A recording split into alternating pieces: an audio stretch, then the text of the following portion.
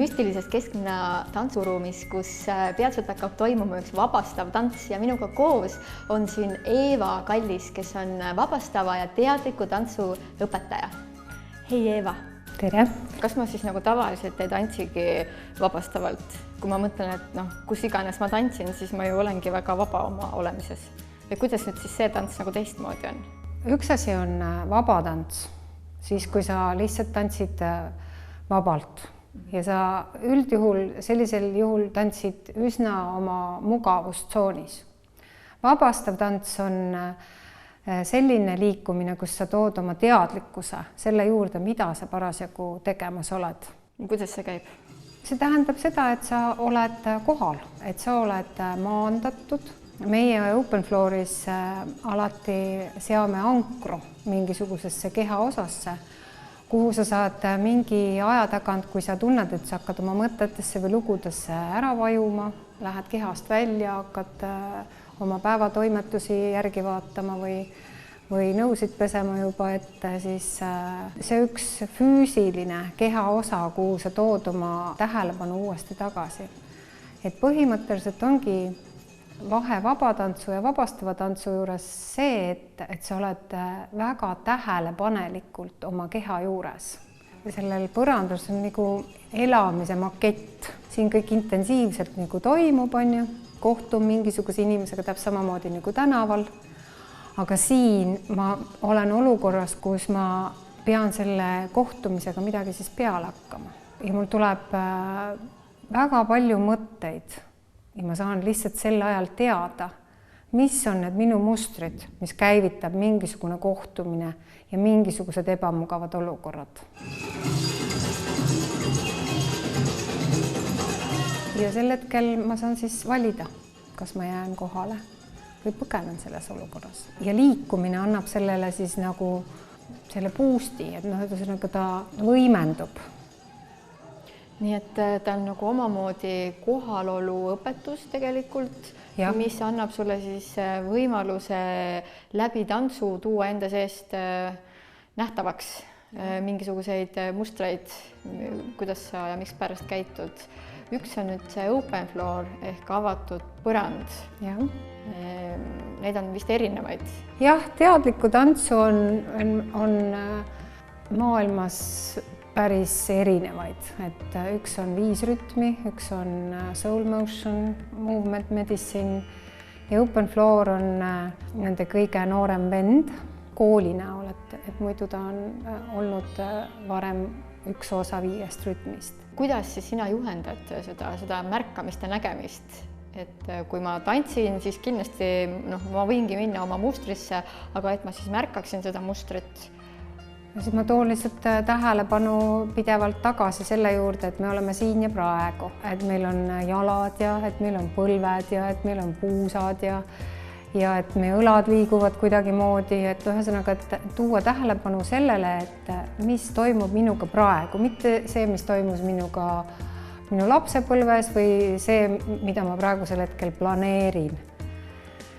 Sest mõte viib meid väga lihtsalt endaga kaasa ja eriti siis, kui natukene ebamugavaks läheb, natukene kitsaks läheb keha sees, siis me hingame rohkem, siis me liigutame rohkem tantsupõrandal siis. Ja siis läbi selle sa saad aru, et on mingisugused teatud viisid, mismoodi sa reageerid mingisugustes ebamugavates olukordades. Selle, mis sa oled avastanud tantsupõrandal, selle siis sa viid oma igapäevasesse ellu kaasa. Et nii palju on võimalik oma meelt lahutada kehast erinevate viisidega. Ja. Sellel põrandal kindlasti me saame natukenegi aimu sellest, mis on meie põhiolemuse osa ja kes või mis me võiksime olla, kui me kasutaks oma väge iseenda teenimiseks, iseenda eest hoolitsemiseks. See ongi minu jaoks kõige huvitavam. Et kui ma lugesin sinu tekste ka Open Floori kohta, siis sa ütlesid hästi ilusti, et hing väljendab ennast kehas. Ja meil on ju nii palju erinevaid drooge tänapäeval, mis siis viivad sind enda sisse ja siis oled seal sees. Pluss meil on väga palju tegevusi, mis siis toovad sind väga olevikku. Aga mulle tundub, et tantsu kaudu justkui võiks siis nagu minna sinna enda sisse tänu sellele, mis sa nüüd mainisid just ankrute kohta, et ma siis nagu tulen kogu aeg välja ka, et see on nagu kahe maailma integreerimine, mis minu jaoks on kõige põnevam aspekt, et kas see võiks midagi niisugust olla? Kui me kasutame mingisuguseid drooge, siis see lihtsalt aitab meil hästi palju lihtsamini kohale tulla. Aga see, mida meie õpime seal avatud põrandal, on see, kuidas iseennast kogu aeg tagasi kutsuda. Et see on selline meditatsioonipraktika, et kui ma olen ära läinud oma lugudesse, oma mõtetesse, siis ma kutsun ennast lihtsalt tagasi. Ja mina juhendajana siis aitan seda nagu meeles pidada. Ja ma võin ka öelda, et väga paljudele see ei meeldi, et ma seda aitan teha, sest et tihtipeale inimesed tahaksid selle vooluga lihtsalt kaasa minna. Et olla siis silmad kinni kogu aeg enda sees. Ja, just. Aga kas sul on siis see, et silmad lahti ja vaatad sõrmi vahepeal või midagi või mis? Et silmad kinni on väga hea liikuda ja tantsida selleks, et saada kätte tunnetus praegusel hetkel minu kehas, kus ma tunnen rohkem pinget, kus ma tunnen vähem, kus mul voolab paremini. Aga selleks, et suhestuda maailmaga, suhestuda teiste inimestega, me ei saa ju silma kinni pigistada. Ja siin see ongi see koht, kus me võtame nõuks väljuda oma mugavustsoonist, avada ennast maailmale ja julgeda proovida mingisuguseid teistsuguseid asju, sest et kui sa tahad midagi endas muuta, siis sa pead ilmtingimata tegema midagi teistmoodi.